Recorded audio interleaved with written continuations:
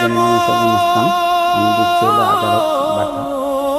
কিসের এতটা অল্প জিনিস, বেশি মশলা দেওয়া যাবে না। দুদিনের এই ভবের হাটে। তো প্রিয় বন্ধুরা, আসসালামু আলাইকুম। আমি এখন আছি হালিশহর, চট্টগ্রাম।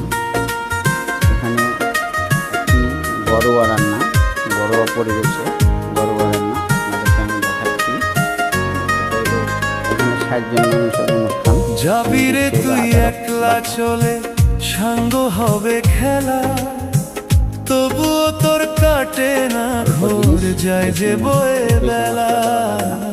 কিসের এত মায়া রে মন, কিসের এত টান। তো প্রিয় বন্ধুরা, আসসালাম।